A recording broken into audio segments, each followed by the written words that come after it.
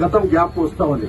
తెలంగాణ సాయుధ పోరాటంలో మరి గీసేమందే చెట్టు అన్నట్టు, నేసేమందే గుడ్డ అన్నట్టు ఆనాడు నేతలకు కూడా ఆ రోజుల్లో కూడా మరి సబ్సిడీలు ఇవ్వమని ఆనాడు కూడా మరి వామపక్షాలు ప్రజాతంత్ర శక్తులు అన్ని కూడా ఆనాటి ప్రభుత్వం పైన పోరాటం చేశాయి. అంటే నేతన్నలే ఎప్పుడూ పోరాటాలు ఉద్యమాలే అనేటువంటి విషయాన్ని కూడా గుర్తు చేసుకోవాలి. అందువల్ల ఇవాళ ఉన్నటువంటి పరిస్థితిలో నేను గతంలో కూడా చూశాను. నేను ఎమ్మెల్యే ఉన్నప్పుడు కూడా అనేక ప్రశ్నలు అసెంబ్లీలో స్పందించాను. అంతేకాకుండా ఈ పట్టణానికి వచ్చి చూసి స్పందించినటువంటి అనేక సందర్భాలు ఉన్నాయి. ఏదేమైనా ఇవాళ మనం చూసుకుంటా ఉంటే పవర్లూమ్ పరిశ్రమ అంతా కూడా దెబ్బతింటా ఉంది. ఇప్పుడే చెప్తాను 2000 పైబడి మరి చిన్న చిన్న పవర్లూమ్ పరిశ్రమలన్నీ మూతపడ్డాయి. అంటే ఇది ప్రభుత్వం యొక్క నిర్లక్ష్యం. ప్రభుత్వం ఈ మరి పవర్లూమ్ పరిశ్రమను ఆదుకోవడంలో విఫలమైందని చెప్పడంలో కూడా అశక్తి లేదు. అందుకని మనం పూర్తిగా సేవ్ మరి పవర్లూమ్స్ అనే అంటే పవర్లూమ్లను రక్షించండి, పవర్లూమ్ వ్యవస్థను కాపాడండి, పవర్లూమ్ పైన ఆధారపడి బతికే కార్మికులను మరి వాళ్ళ హక్కులను కాపాడండి అని చెప్పడానికి ఇవాళ ఈ దీక్షలు చేస్తా ఉన్నాం. మనం చూసాం ప్రభుత్వాలు మారుతా ఉన్నాయి. కానీ ప్రభుత్వం ఏది మారినా ప్రజల సంక్షేమం కొరకు పాటుపడాలి. అయితే గత ప్రభుత్వంలో దాదాపు 240 కోట్లు 300 కోట్లు బకాయిలు పడ్డాయి. ఓన్లీ సిరిసిల్లే కాదు, నేను సిరిసిల్లకు మాట్లాడుతూ ఉంటే నాకు పోచంపేట నుంచి ఇంకా అనేక ప్రాంతాల నుంచి ఫోన్లు వచ్చి మేము కూడా మాకు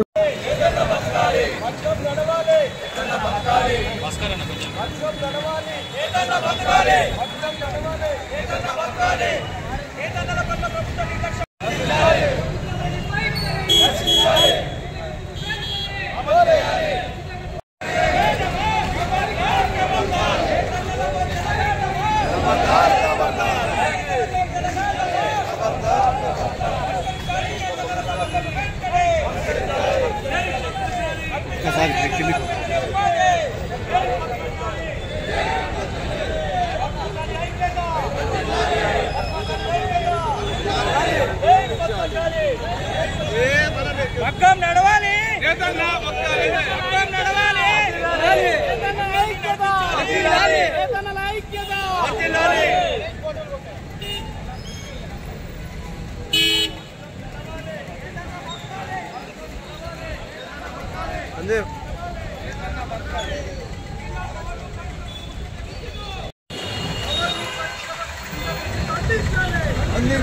అందించాలి.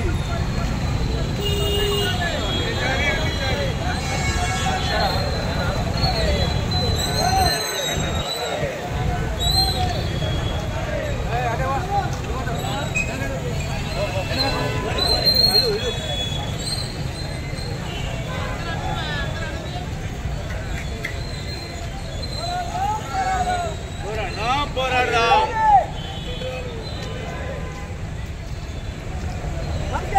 పరిష్కరించాలి, నశించాలి.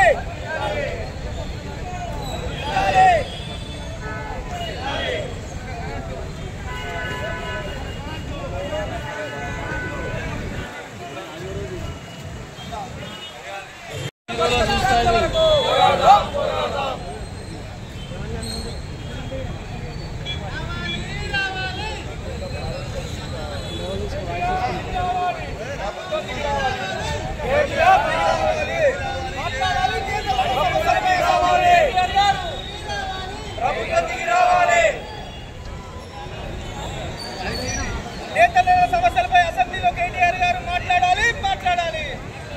ఇంకోటి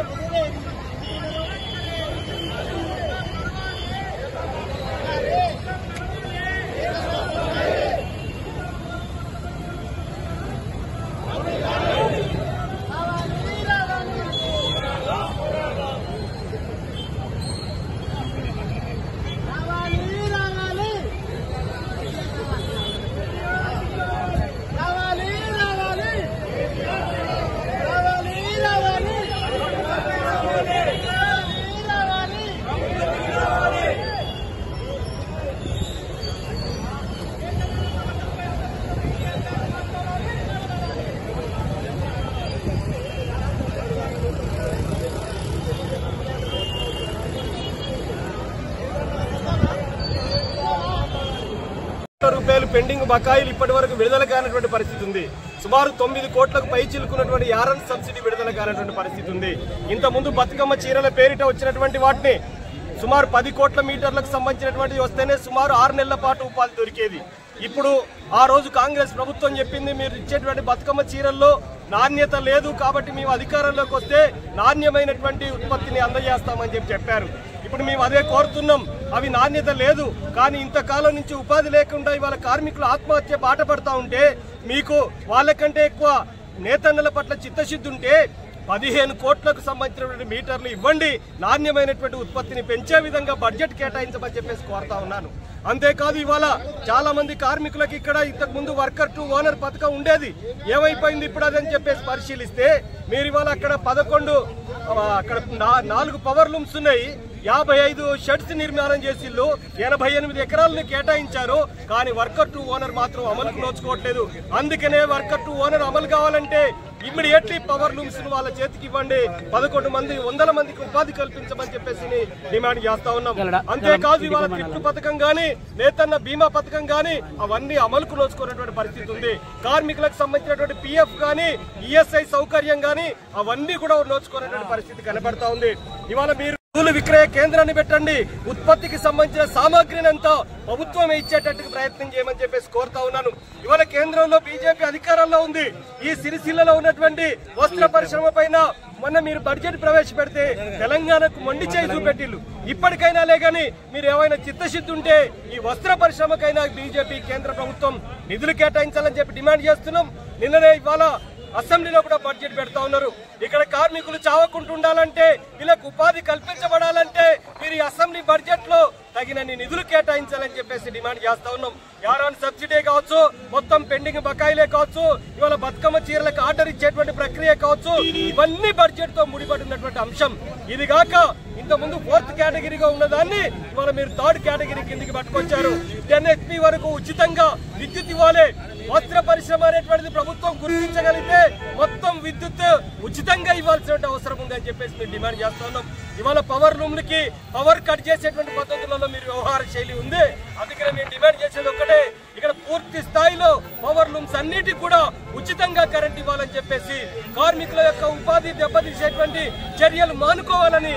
నేతన్నలంటే ఆషామాషి కాదు, నేతన్నలు రేపు తలుసుకుంటే రేపు రాబోయేటువంటి రోజులలో ఈ ప్రభుత్వాన్ని గద్దెదించేటువంటి చర్యకు పూనుకుంటారు.